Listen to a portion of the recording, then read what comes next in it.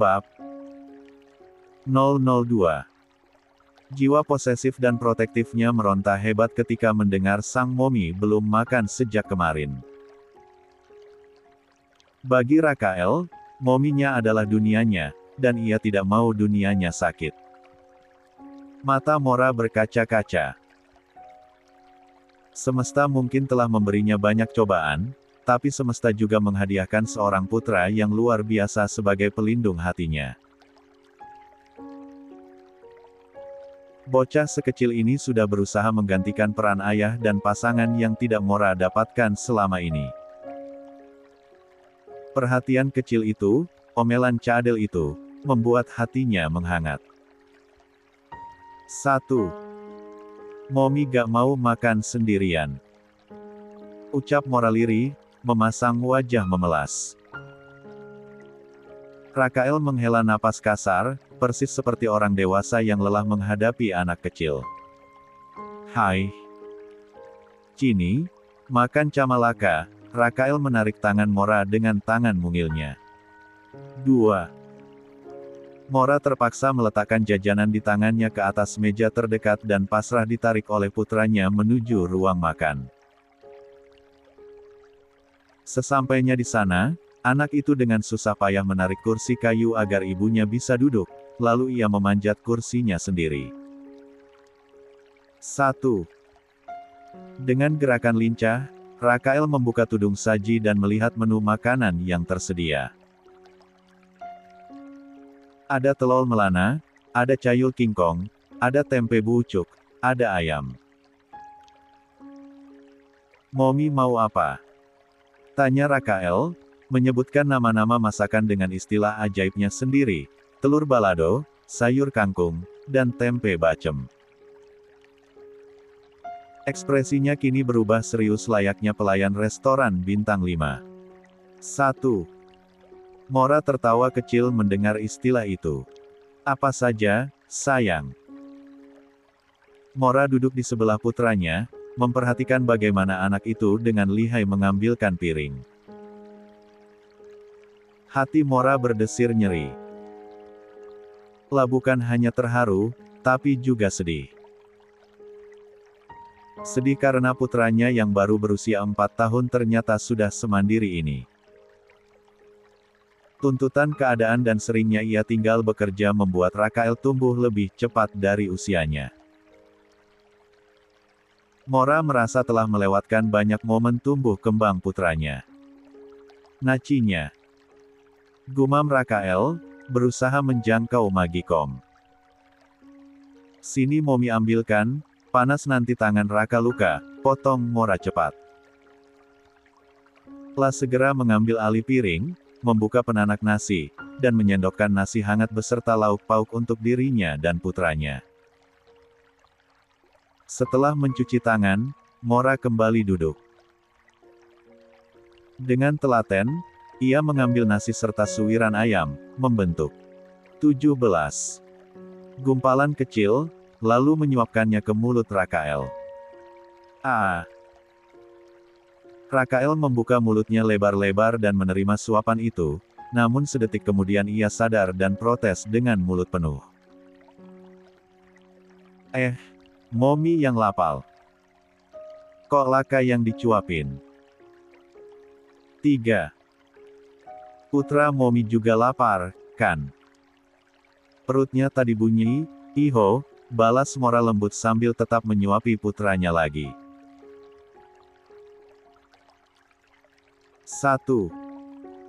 Namun, sesekali Mora juga menyuapkan makanan ke mulutnya sendiri. Suasana hening sejenak, hanya terdengar suara desiran angin. Sudah lama Mora merindukan momen sederhana ini. Menyuapi putra kecilnya, melihat pipi gembil itu menggembung saat mengunyah. Keduanya terpaksa berpisah jarak dan waktu demi mencari nafkah. Tapi hari ini, Mora sudah membulatkan tekad. Momi becok telbang lagi ke Negala Olang. Tanya Rakael tiba-tiba di sela kunyahannya. Suaranya terdengar pelan, takut mendengar jawabannya. Mora meletakkan sendoknya, menatap lekat mata putranya. Kalau Momi pergi lagi. Kenapa? Tanya Mora, ingin tahu isi hati putra kecilnya. Tatapan Rakael berubah sendu. Cahaya di matanya meredup. Laka sedih. Laka ndak ada Momi. Cama nenek aja telus ucap Rakael dengan bibir bergetar dan mata yang mulai berkaca-kaca. Laka mau bobo cama Momi. Pertahanan Mora runtuh. La tersenyum lebar, menangkup pipi gembil anaknya. Momi enggak akan pergi lagi. Momi sudah selesai kerjanya.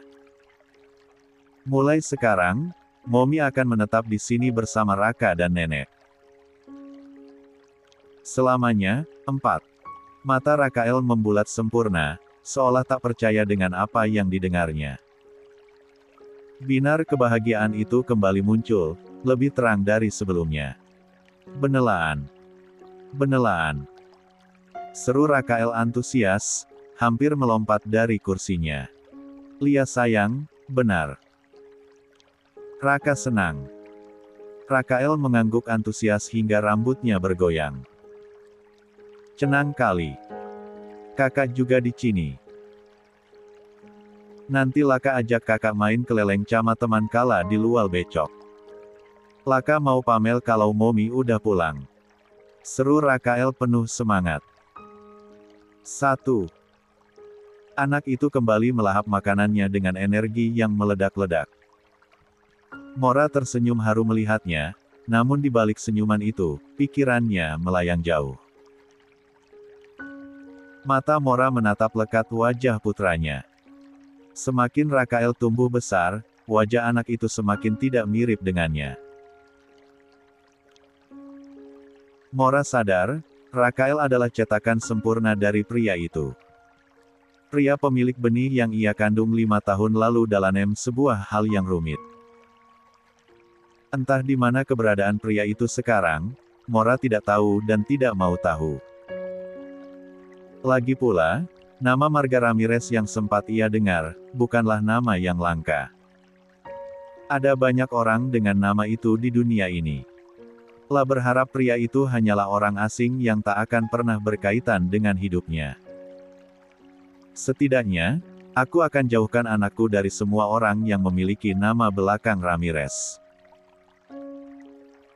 Siapapun itu, batin Mora berjanji, menggenggam erat tangan mungil putranya di bawah meja. Oh. 18. Biru atau hijau. Sinar matahari pagi yang hangat mulai menyelinap masuk melalui celah-celah ventilasi, menyapa penghuni rumah yang sudah sibuk sejak pagi. Di rumah yang asri, kehangatan itu bukan hanya berasal dari matahari, melainkan dari celoteh 2 bocah kembar yang sedang tumbuh aktif-aktifnya. Rakael dan Fier, sepasang kembar yang menggemaskan, sudah selesai mandi.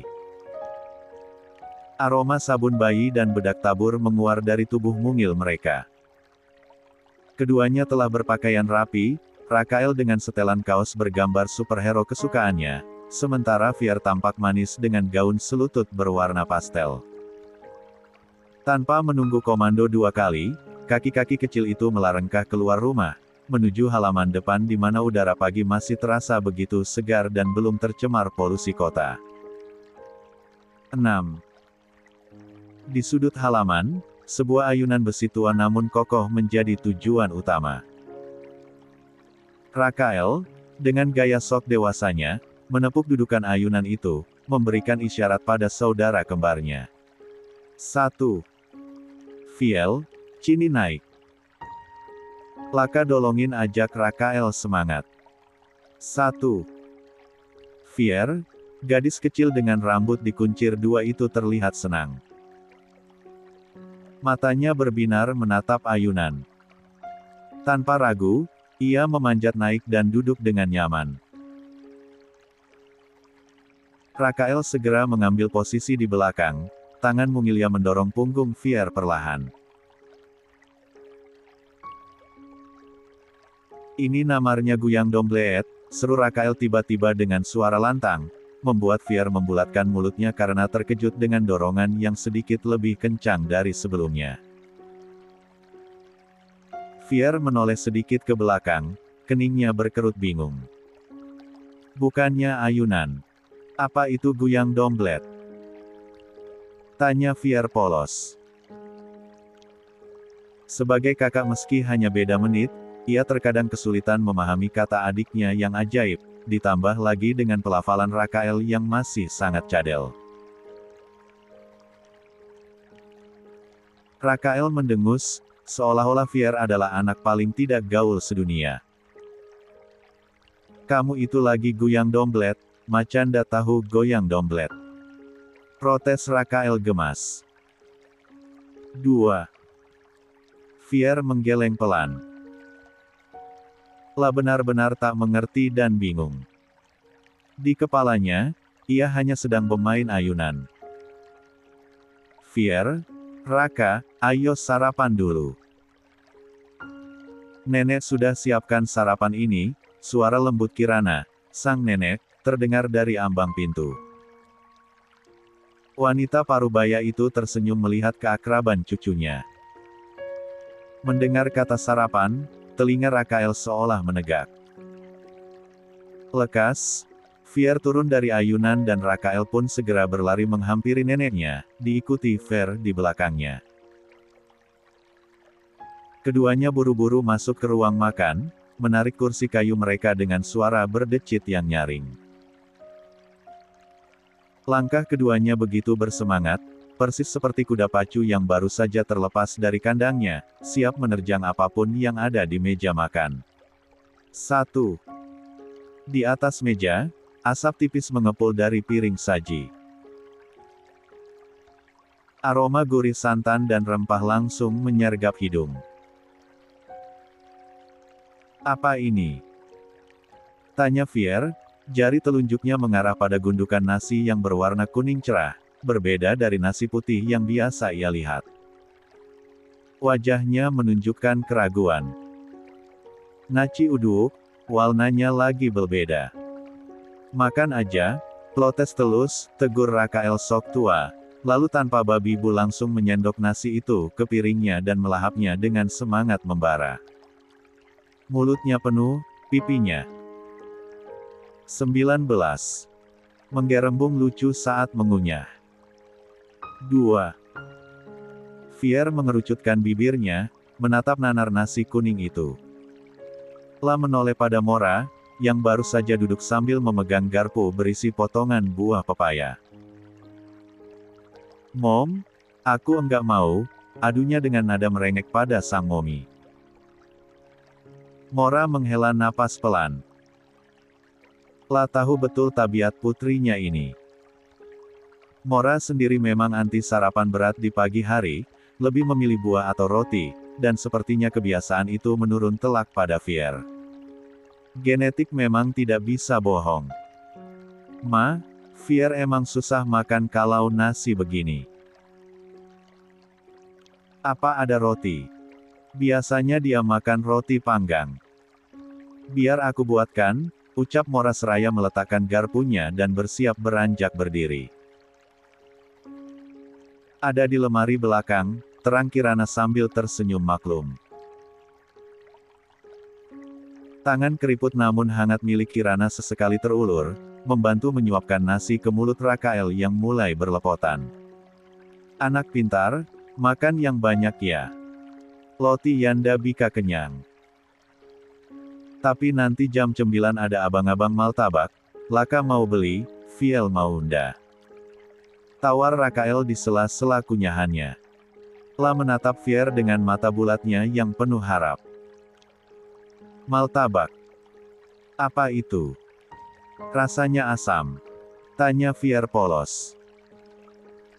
Senyuman Rakael luntur seketika. Bahunya merosot lemas. Lah menatap ke arah neneknya dengan tatapan lelah yang dibuat-buat, seolah menghadapi Fier adalah pekerjaan paling berat di dunia. 2. Olang nyacal dari planet mana anak catu ini, Nek? Tanya Rakael dramatis, membuat Kirana terkekeh geli hingga bahunya berguncang. 5. Tak lama kemudian, Mora kembali dari dapur membawa aroma harum mentega yang terpanggang. La meletakkan sepiring roti panggang kecoklatan yang sempurna di hadapan Fier. Lalu, tatapannya beralih ke arah Rakael. Bocah laki-laki itu kini menatap piring roti Fier dengan mata berbinar, seolah nasi uduk di hadapannya sudah tidak menarik.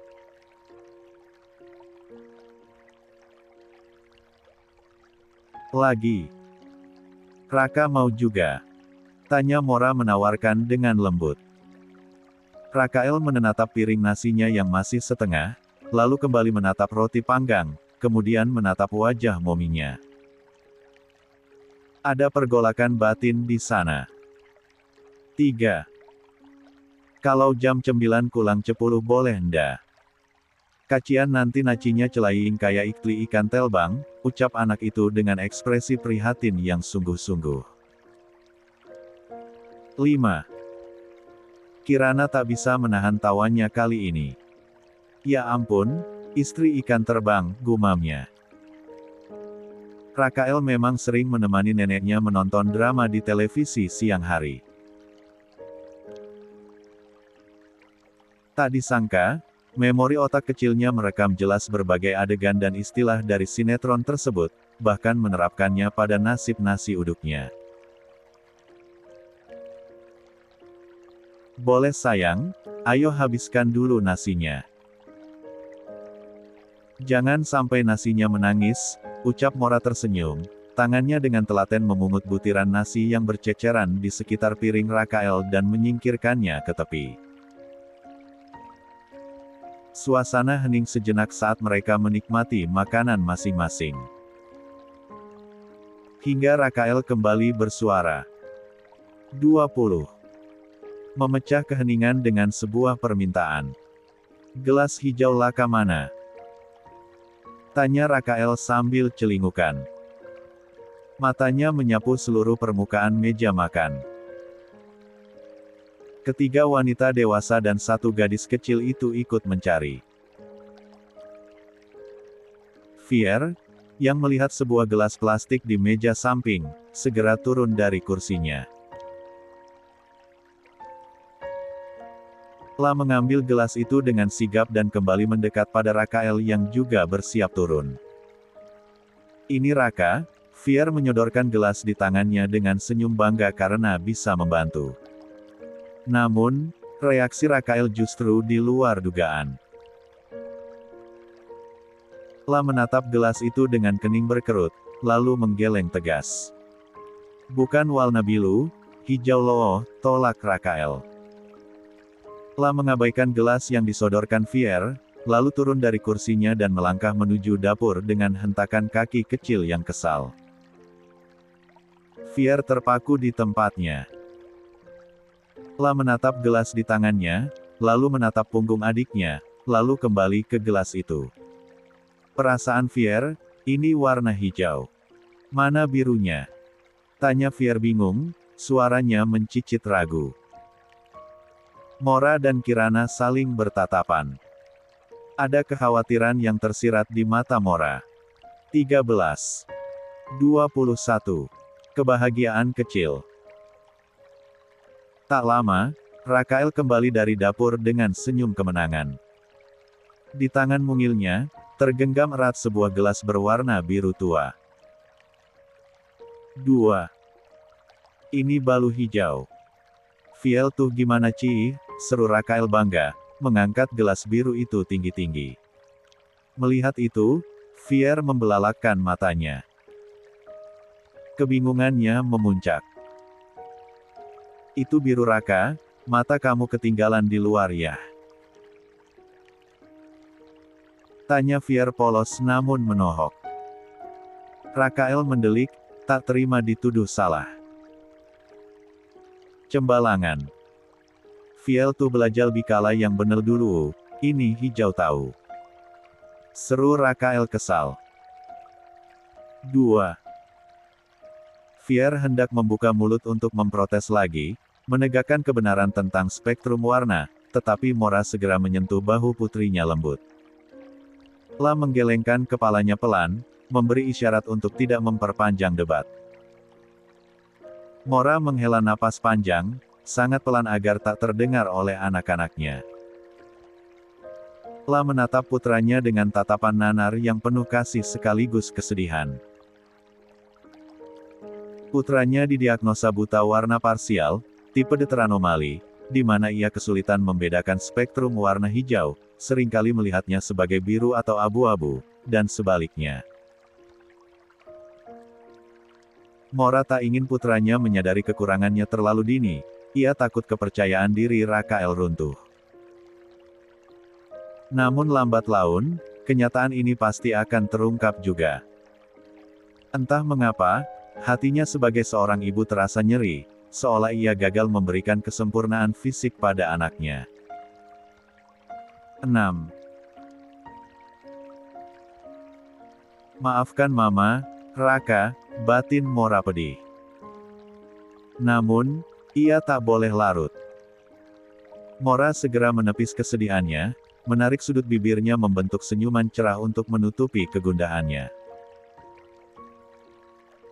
Sudah. Jangan bertengkar. Mau jalan-jalan? Tawar Mora mengalihkan perhatian. Seketika, perdebatan warna itu lenyap. Wajah kedua bocah itu berubah cerah. "Maaau!" Teriak keduanya serempak, suara mereka menggema memenuhi ruang makan, membuat Mora dan Kirana terkekeh bahagia. Mora menepati janjinya. La mengajak kedua anaknya pergi ke sebuah pusat perbelanjaan besar yang memiliki area playground anak yang lengkap. Sudah lama ia tak memiliki waktu berkualitas seperti ini. Kesibukannya mencari uang seringkali menyita waktunya. Bahkan Fier yang tinggal bersamanya jarang ia ajak pergi.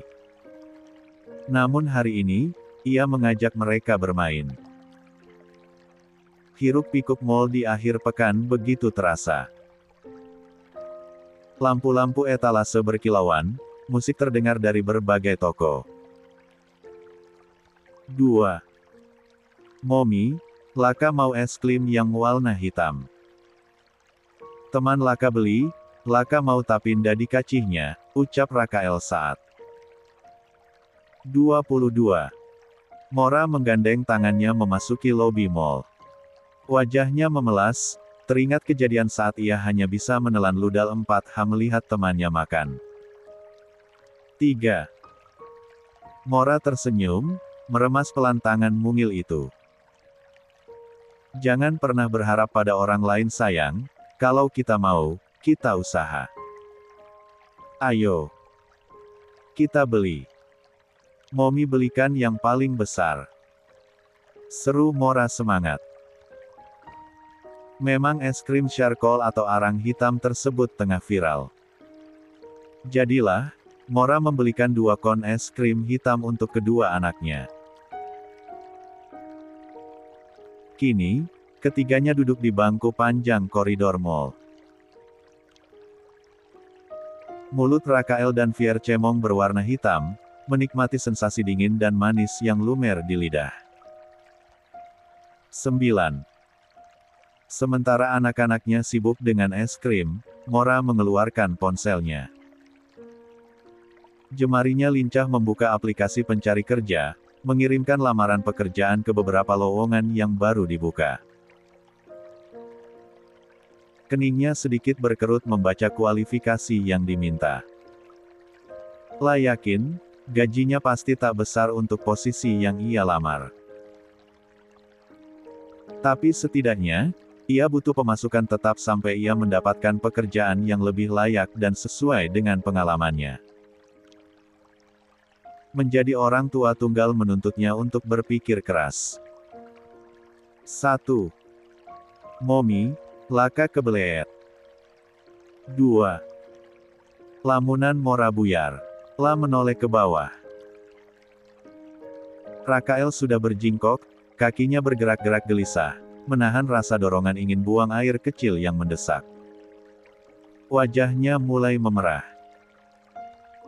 Melihat itu, gegas Mora memasukkan ponselnya ke dalam tas. Insting keibuannya menyala. Fier, tunggu di sini, oke? Duduk manis, jangan kemana-mana. Tunggu, perintah Mora tegas pada putrinya. 7. Fier mengangguk patuh, masih sibuk menjil 4 tetesan es krim di tangannya. Mora segera menarik tangan Rakael, setengah berlari menuju petunjuk arah toilet. Sesampainya di depan lorong toilet, langkah Mora terhenti mendadak. Lah menatap simbol pria dan wanita yang terpisah cukup jauh. Kebingungan melanda. Bagaimana membawa Rakael masuk? Rakael merasa sudah cukup besar untuk masuk toilet wanita, tapi terlalu kecil untuk dilepas di toilet umum pria sendirian. Raka, kita ke toilet perempuan aja ya, sebentar aja, ajak Mora mencoba bernegosiasi. Tetapi Rakael menolak dengan tegas, ia melepaskan tangan ibunya dan mundur selangkah. Dah, maca Laka dicampur cama perempuan. Momi ini, Laka bukan walia, protes anak itu kesal. Harga dirinya sebagai laki-laki seolah terusik. 6. Mora menghela napas frustrasi, terus gimana? Momi gak akan bisa masuk ke sana, Momi kan bukan laki-laki, Raka. Rakael terdiam sejenak, berpikir keras sambil menahan pipis yang makin di ujung tanduk. Lia ya, Momi bukan walia juga. Telus Laka gimana? Dabika Dili ini membelah Dili, gumam anak itu. 3. Namun, desakan alam tak bisa diajak kompromi. Rakael menggoyangkan kakinya tak tahan. Momi tunggu Cini aja deh, Laka bika cendili.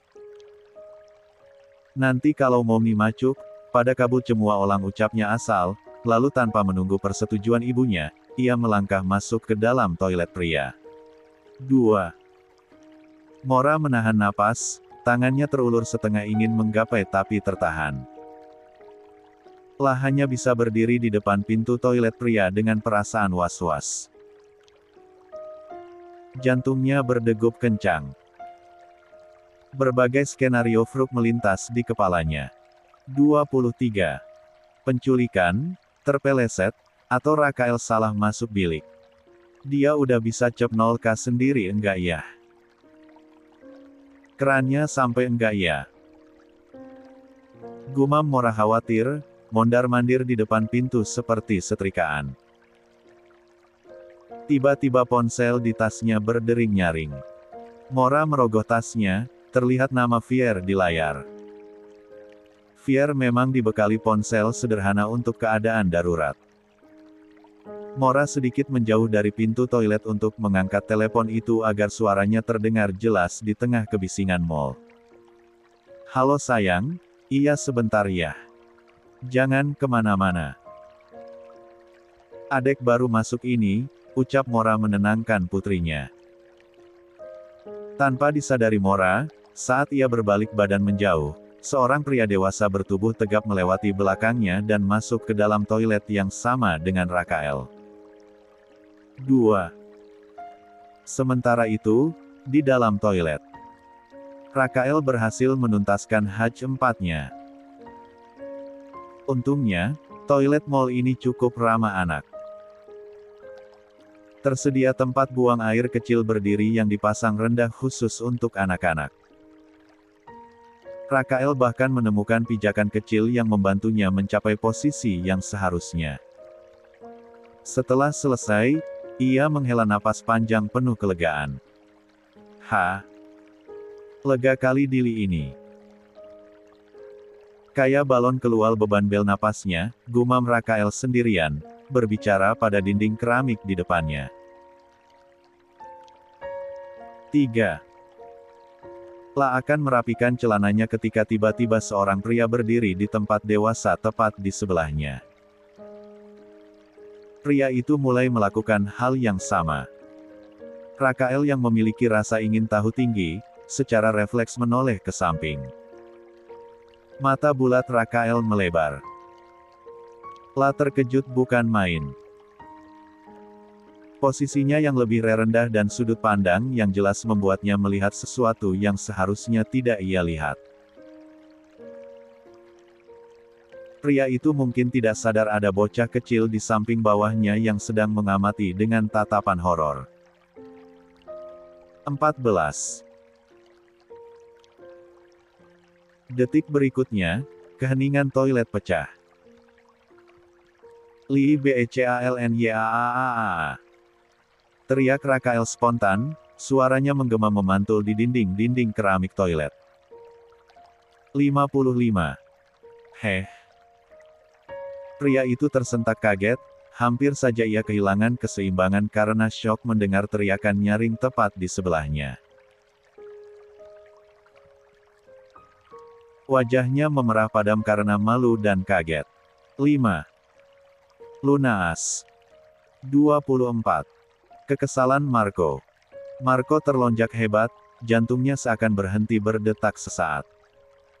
La terkejut bukan main ketika menyadari bocah laki-laki di sebelahnya berteriak lantang sembari menatap ke arah sesuatu yang sangat pribadi, sesuatu yang tidak boleh untuk menjadi tontonan publik, apalagi seorang anak kecil. Wajah pria itu memerah padam, campuran antara rasa malu yang membakar dan keterkejutan yang melumpuhkan saraf sopan santunnya. 4. Dengan gerakan kilat, Marco segera membenahi dirinya. Tangannya bergerak cepat menaikkan resleting celana dan membereskan pakaiannya yang sedikit berantakan. Napasnya memburu, matanya menatap tajam ke arah bocah itu. La berkacak pinggang, berusaha membangun dominasi dan wibawa yang baru saja diruntuhkan oleh teriakan polos namun mematikan tersebut. 1. Jangan mengintip milik orang lain. Tidak sopan. Tegur Marco, suaranya menggema di dinding keramik toilet yang dingin. La menunduk, menatap anak itu dengan sorot mata menghakimi. Kamu punya sendiri, lihat punyamu sendiri. Ayahmu pasti pria cangcorang karena membiarkan anaknya berkeliaran di toilet umum sendirian. 2. Gerutu Marco tak berhenti di situ. La masih mengomel panjang lebar, seolah sedang menceramahi bawahannya di kantor, sebelum akhirnya memutuskan untuk berlalu pergi dengan langkah lebar dan hentakan kaki yang kesal. La meninggalkan Rakael yang berdiri mematung, menatap punggung lebar pria itu yang menjauh dengan tatapan bingung. 2. Kepala kecil Rakael miring ke samping. Keningnya berkerut dalam, mencoba mencerna rentetan kalimat pedas yang baru saja ia terima. Bikala apa itu Olang? Malah ndak jelas, gumam Rakael polos, mengedikkan bahunya acuh tak acuh.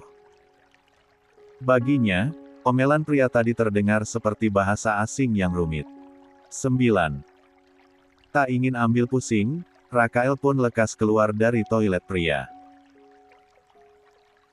Kaki-kaki kecilnya melangkah menyusuri lorong mal yang megah, matanya yang bulat dan jenaka bergerak ke kanan dan ke kiri, memindai keramaian untuk mencari keberadaan sang momi. Hiruk-pikuk pengunjung mal tak membuatnya takut, justru rasa ingin tahunya yang besar menuntunnya. Tak lama kemudian, senyumnya mengembang ketika melihat sosok wanita cantik yang sangat ia kenal baru saja keluar dari toilet perempuan.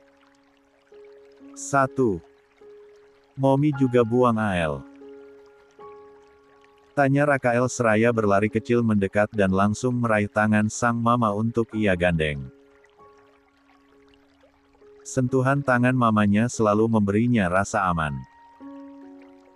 Mora menunduk, menatap putra bungsunya dengan tatapan lembut. La merapikan sedikit rambut Rakael yang berantakan. Enggak, sayang. Momi cuman benerin make up sebentar.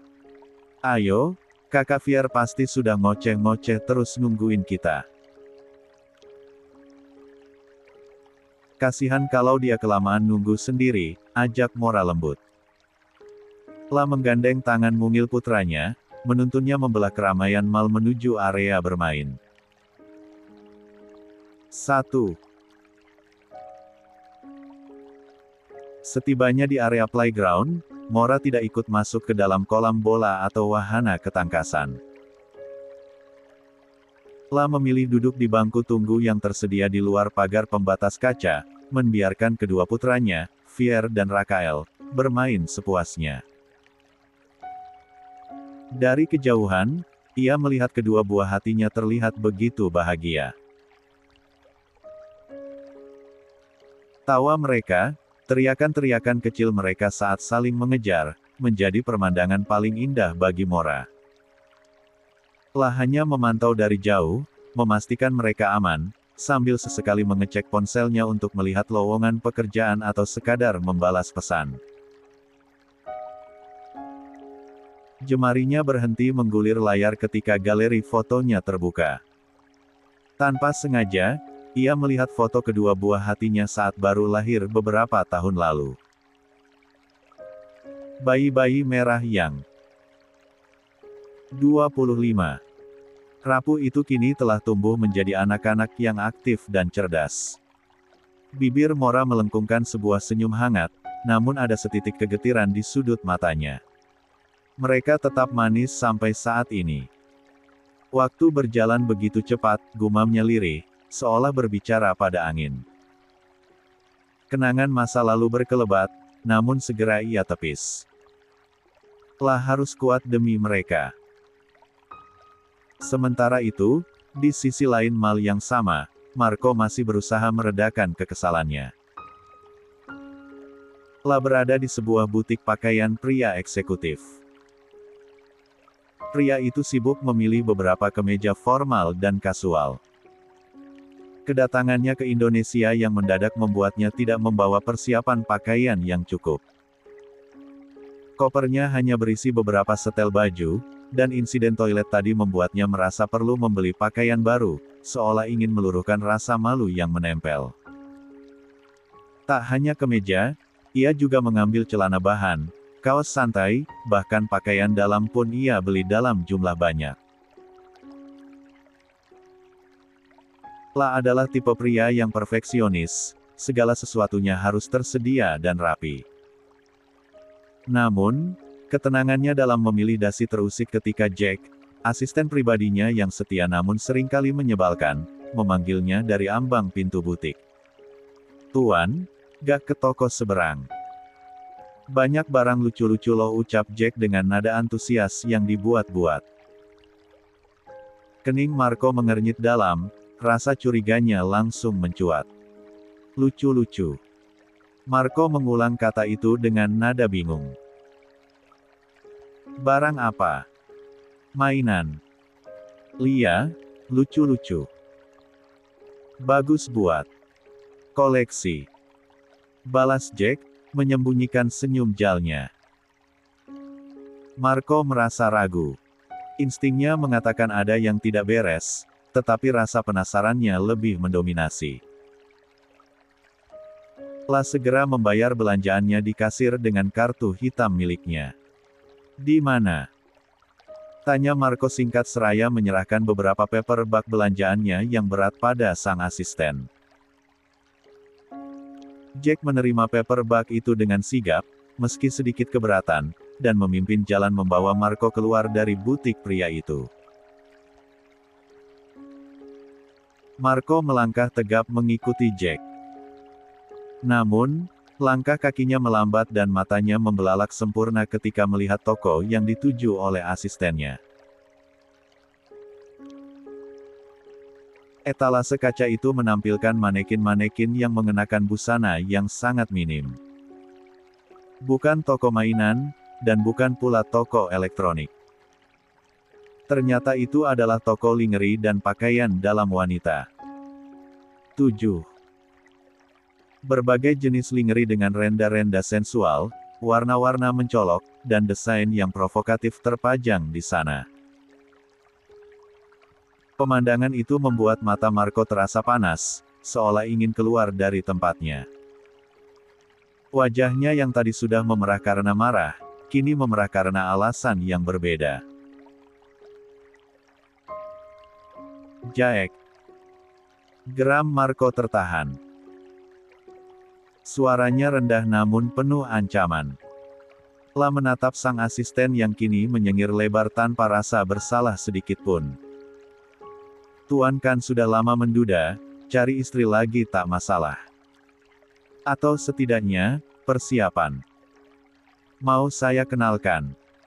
Elbu saya asli orang sini, banyak kenalan wanita cantik, ucap Jack dengan cengiran lebarnya, seolah tak peduli dengan aura membunuh yang dikeluarkan bosnya. Siapa tahu butuh refreshing. 2. Kamu Marco menahan kegeramannya. Tangannya terkepal di sisi tubuh. La ingin sekali memecat asisten ini, tapi ia tahu, di balik sifat jahilnya, Jack adalah orang yang paling bisa diandalkan dalam pekerjaan. Marco membuang napas kasar, lalu berbalik badan dan melangkah pergi meninggalkan Jack yang tertawa pelan di belakangnya. La tahu. 26. Bosnya terlalu kaku, hidupnya terlalu serius, dan Jack merasa tugasnya adalah mencairkan suasana beku itu, meskipun harus dengan cara yang menyerempet bahaya. Langkah Marco membawa dirinya melewati area playground di tengah mall. Namun, langkah tegapnya terhenti mendadak kala ekor matanya menangkap sosok familiar. Di balik kaca pembatas playground, ia melihat bocah laki-laki yang bertemu dengannya di toilet tadi. Bocah yang membuatnya malu setengah empati. Anak itu sedang asyik bermain mobil-mobilan, tertawa lepas tanpa beban. Entah dorongan apa yang menggerakkannya, Marco mendekati kaca playground. La berdiri di sana, menatap anak itu dari dekat. Ada perasaan aneh yang menjalar di D4 danya saat melihat tawa bocah itu. Rasa kesal, namun bercampur dengan rasa ingin tahu. 3. Heh Jack, kamu lihat anak itu. Anak berambut coklat itu. Kamu lihat. Tanya Marco tanpa menoleh, jarinya menunjuk lurus ke arah Rakael yang sedang meluncurkan mobil-mobilannya. Jack yang baru saja menyusul dengan napas sedikit terengah, mengikuti arah telunjuk bosnya. 0H. Yang beda sendiri itu, iya. Kayaknya bukan orang asli sini. Wajahnya campuran, bule banget, gumam Jack pelan, memberikan penilaian objektif. Anak itu tadi mengintip senjataku. Marco berbisik tajam, namun nada suaranya terdengar frustrasi. Dia bilang jika senjataku besar. 1. Jack menahan tawanya agar tidak meledak. La berdeham keras. Terus, kenapa Anda kesal, Tuan? Bukankah seharusnya Anda bangga? Itu testimoni jujur dari anak kecil. Anak kecil tidak pernah bohong, loh. Marco membuka mulutnya akan menjawab, ingin menyangkal atau memarahi Jack, tapi ia mengurungkan niatnya. Kata-kata itu tersangkut di tenggorokan. La hanya bisa menghela napas kasar, memijat pelipisnya yang tiba-tiba berdenyut. Asistennya selalu berhasil memancing emosinya, tetapi dirinya pun sebisa mungkin menahan kekesalannya agar tidak menjadi tontonan pengunjung mal. Sudahlah, ayo kembali ke hotel. Kepalaku sakit, Marco membalikkan badan, melangkah pergi dengan aura suram yang mengelilinginya. Tanpa ia sadari, di dalam playground, Fier melihat sosok Marco yang beranjak pergi. Bocah itu menghentikan aktivitas bermainnya, lalu berlari kecil dan menempelkan wajahnya pada kaca playground, menatap punggung Marco yang kian menjauh. Itu Om yang ada di bandara waktu itu. Gumam Fierliri. Ingatan anak kecil itu tajam, dan sosok Marco yang tinggi tegap dengan aura dingin itu meninggalkan kesan tersendiri baginya.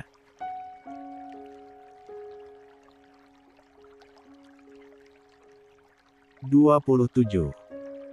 Hampir saja." Keesokan harinya, sinar matahari pagi menerobos masuk ke celah-celah jendela rumah sederhana yang ditinggali Mora. Hari ini Mora mendapatkan kabar baik yang sudah lama ia nantikan. Telah diterima bekerja di sebuah toko bunga yang cukup besar dan bergengsi di kota itu. Walau gajinya tak sebanyak saat ia bekerja di Amerika, tapi setidaknya ia mendapatkan pemasukan tetap. Dan menurutnya, angka itu masih lumayan untuk biaya hidup di sini. Kerja di toko bunga itu gaji cuma 6 juta, kenapa enggak melamar di perusahaan saja, Mora?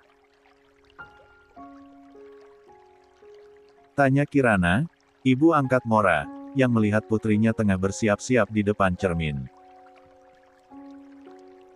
Kirana duduk di tepi ranjang, melipat pakaian anak-anak yang baru diangkat dari jemuran. 9. Mora memoleskan bedak tipis di wajahnya. Telah menatap pantulan dirinya di cermin, lalu menoleh ke arah Kirana. Pekerjaannya pasti sering lembur, Ma.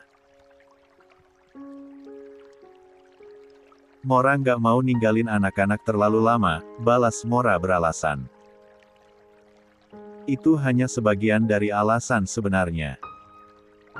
Alasan utamanya jauh lebih gelap dan rumit. Mora sengaja menjauhkan dirinya dari dunia korporat, dari gedung-gedung pencakar langit yang penuh intrik. Bukan tanpa alasan, dirinya mewaspadai sesuatu. Sesuatu yang bisa saja membuka kembali masa kelam yang telah ia tutup rapat-rapat selama 5 tahun terakhir. Jejak digital di perusahaan besar terlalu mudah dilacak, dan ia tidak ingin seseorang masa lalu menemukannya. Benar juga, sih. Kasihan anak-anak kalau ditinggal terus. Ya sudahlah. Saran Mama, mending nanti kalau ada modal, kamu buka warung. Atau warung nasi. Nanti Mama yang masak, kamu yang kelola, ucap Kirana dengan nada penuh harap. Ide sederhana itu membuat Mora tersenyum. Telah berjalan mendekati wanita parubaya yang telah menolongnya itu. Mama sudah tua, bukan waktunya Mama untuk bekerja keras lagi di dapur. Biar Mora yang kerja. Gaji segitu cukup kok untuk kita, asal gak boros dan pintar aturnya, terang Mora lembut seraya merapikan kerah baju Kirana. Telah tersenyum menenangkan, lalu mengambil tas selempangnya dan menyampirkannya di bahu. Ayo sini buah hati Momi. Momi mau pergi kerja dulu. Seru Mora sedikit lantang memanggil anak-anaknya. Rakael dan Fier berlarian datang dari arah ruang tengah. Wajah mereka cerah sehabis mandi pagi. Keduanya berebut untuk menunggu giliran dicelum oleh sang ibu. Momi, coba sekali-kali Dedi buat laka, ucap Rakael tiba-tiba saat Mora mengsatu pipinya yang gembul. Anak itu menatap ibunya dengan tatapan polos yang mematikan. Jangan kali uang telus. Kalau kali Dedi, olangnya dapat, uangnya dapat, Momi ndak capek kerja. 12. Mora tertegun sejenak, lalu tawanya meledak. Telah tidak menyangka logika putranya akan seperti itu. Kirana yang mendengar pun ikut tertawa menggelengkan kepala.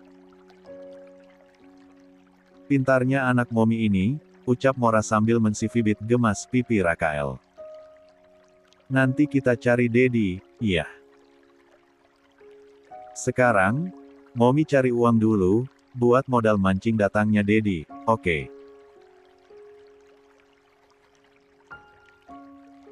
Kan Dedi butuh umpan juga biar datang. 2. Oke, Momi. Rakael dan Fier mengangguk polos secara bersamaan, mempercayai bualan manis ibunya. Setelah berpamitan, Mora pun pergi bekerja, meninggalkan kedua buah hatinya bersama ibu angkatnya. La melangkah keluar pagar dengan semangat baru. 28. Mora memilih menaiki ojek online untuk menghemat waktu dan biaya. Jalanan Jakarta pagi itu sangat padat, seperti benang kusut yang sulit diurai.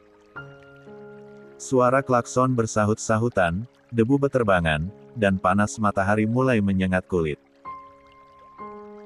Bahkan motor pun sulit untuk menyelip di antara mobil-mobil yang merayap. Mora menyeka keringat di dahinya. Macetnya luar biasa, gumam Mora, mengibaskan tangannya ke arah wajah sebagai kipas darurat. Motor yang ditumpanginya berhenti karena kemacetan total di depan sebuah lampu merah. Mora menoleh ke kanan, menatap sekitar dengan bosan. Matanya tertuju pada sebuah mobil sedan hitam mewah di sebelahnya. Kaca mobil bagian belakang itu terbuka perlahan, menampilkan wajah seorang pria yang sedang menatap kosong keluar jendela. Jantung Mora berdesir aneh. Siluet rahang yang tegas, hidung mancung itu seperti ia kenali. Kayak pernah lihat, gumam Mora, matanya menyipit berusaha mengenali. Namun, belum sempat ia memastikan, lampu lalu lintas berubah hijau. Pengemudi ojek online langsung tancap gas, melesat mencari celah. Motor itu melaju pergi, meninggalkan Marco, pria yang dirinya lihat sekilas terjebak di dalam kenyamanan mobil mewahnya. Di dalam mobil, Marco merasakan sesuatu. La menoleh ke arah motor yang baru saja melesat pergi, namun yang ia lihat hanyalah punggung seorang wanita dengan rambut tergerai yang tertutup helm. Jack, sebarkan brosur atau apapun itu. Kamu cari foto orang yang ada di sini. Wanita itu harus cepat ketemu. Jangan sampai ia semakin jauh membawa benih milikku, ucap Marco dingin pada Jack yang duduk di kursi kemudi. Nada suaranya penuh penekanan, tak ingin dibantah. Sabar, Tuan. Datanya lagi dicari oleh tim detektif. Indonesia ini luas, penduduknya banyak, greget Jack, jemarinya sibuk mengetik di tablet. Sabar, sabar aja terus kamu. Kebiasaan makan sabar, cari istri gagal terus. Makan itu sabar sampai kenyang. Sembur Marco, kekesalannya memuncak karena pencarian yang tak kunjung membuahkan hasil. 16. Jack Meng 4 tak percaya. Bosnya itu seolah sudah bersatu dengan jiwa warga lokal di tanah air ini. Dengan logat yang aneh dan kaku, dia mengatakan sarkasme khas orang sini. Lia, Tuan. Lia. Marco menghela napas panjang, mencoba mengatur emosinya. La kembali menatap jendela, melihat gedung-gedung Jakarta yang menjulang. Namun, ketenangannya kembali terusik. Ponsel Jack berdering nyaring. Pria itu menatap layar ponselnya lebih dulu dengan wajah horor sebelum menatap ke arah Marco melalui kaca spion tengah. Nyonya besar, ucap Jack pelan, seolah menyebut nama hantu. 1. Jawab saja, bilang aku tidur. Atau mati suri juga bisa, balas Melarko acuh tak acuh, memijat pangkal hidungnya. 3. Jack meringis, namun ia tak punya pilihan selain mengangguk dan mengangkat telepon itu. Halo Nyo. Suara melengking wanita parubaya terdengar jelas bahkan sampai ke telinga Marco. Aku tahu anak nakal itu di sebelahmu, Jack. Jangan coba-coba berbohong padaku. Berikan ponselmu padanya sekarang juga. L. Jack melirik Marco dengan tatapan memohon, seolah berkata, tolong saya, Tuan. Marco menahan napas pasrah. Dengan gerakan kasar, ia merebut ponsel itu dari tangan Jack dan menempelkannya di telinga. 29. Halo, Mas, sapa Marco dengan nada lelah. Aku sedang sibuk berbisnis dengan temanku.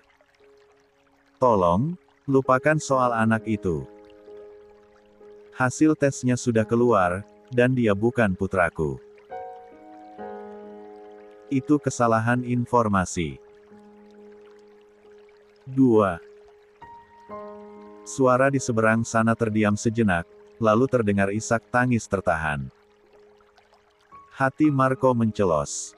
Aku akan kembali, Ma. Setelah diriku tenang. Tolong, jangan hubungi aku dulu. Aku ingin tenang sebentar, menatap perasaanku, ucap Marco dengan penuh permohonan. Suaranya merendah, kehilangan dirinya yang biasa ia tunjukkan pada Jack. Baiklah, sayang. Mama mengerti. Mama akan menunggumu kembali. Jaga dirimu baik-baik, ucap ibunya lembut sebelum sambungan telepon itu diputus. 1. Marco menghela napas panjang, menyerahkan kembali ponsel itu pada Jack. Lah kembali menatap jalanan yang masih terlihat macet, namun tatapannya kosong. Pikirannya melayang jauh. Aku sudah siapkan semua, Jack. Semua. Kamar anak, mainan, sekolah terbaik, bahkan tabungan masa depan. Tapi ternyata, anak itu bukan putraku, bisik Marco, suaranya bergetar menahan emosi. Kekecewaan yang mendalam terpancar jelas dari matanya yang biasanya tajam. Kali ini, semoga tebakanku benar. Jika anak yang aku lihat di bandara waktu itu, adalah putriku. Firasatku begitu kuat saat melihat mata anak itu, Jack. Mata yang sama denganku, lanjutnya. Jack diam mendengarkan, tidak berani melontarkan candaan saat bosnya sedang dalam mode rapuh seperti ini. Tak masalah dia seorang putri. Aku tak peduli jenis keempat minnya. Aku hanya ingin menjadi seorang ayah, Jack. Aku ingin menebus waktu yang hilang, ucap Marco dengan tatapan nanar, menatap bayangan dirinya di kaca jendela yang memantulkan kesepian seorang pria yang memiliki segalanya, kecuali keluarga. 41. Panjangkaan. 30. Pria aneh. Aroma tanah basah, dan semerbak wangi ribuan kelopak bunga memenuhi udara di dalam toko Floris Wendy. Di salah satu sudut ruangan yang dipenuhi ember-ember berisi air dan nutrisi tanaman, Mora tengah tenggelam dalam dunianya. Jemarinya yang ramping bergerak cekatan, memotong duri-duri mawar dengan gunting khusus, lalu menyusunnya ke dalam oasis basah dengan ketelitian. Mora sedang belajar. Ini adalah hari pertamanya bekerja secara resmi, namun ia tidak terlihat seperti seorang pemula. Telah belajar cara mendekorasi bunga, memadukan warna, dan membuat buket yang tidak hanya indah dipandang tapi juga memiliki makna. Rekan-rekan kerjanya, yang rata-rata adalah wanita parubaya yang ramah, menerimanya dengan tangan terbuka. Begitu pula dengan bosnya, seorang wanita berumur dengan kacamata tebal yang selalu tersenyum hangat kepada siapa saja. Keadaan toko bunga itu selalu ramai. Hiruk-pikuk pelanggan yang datang silih berganti membuat pintu kaca depan nyaris tak pernah tertutup rapat. Para pekerja melayani tanpa henti, termasuk Mora yang sesekali harus menyeka keringat di pelipisnya. Meskipun lelah, ada kepuasan tersendiri di hatinya. Banyak yang harus ia pelajari tentang jenis-jenis pita, namun karena dasarnya ia memang mencintai bunga dan mengerti cara pengolahannya, proses belajar itu tak terasa sulit baginya. Justru, menyentuh tekstur kelopak bunga yang lembut memberikan ketenangan di tengah badai kehidupan yang pernah ia lalui. Tanganmu itu cantik, Mora. Sangat lihai dalam membuat buket, puji salah satu rekannya yang bernama Tiara, yang sedang membungkus bunga matahari di meja sebelah. Biasanya anak baru butuh waktu seminggu agar tidak tertipsuk duri, tapi kamu sepertinya sudah berteman dengan bunga-bunga ini.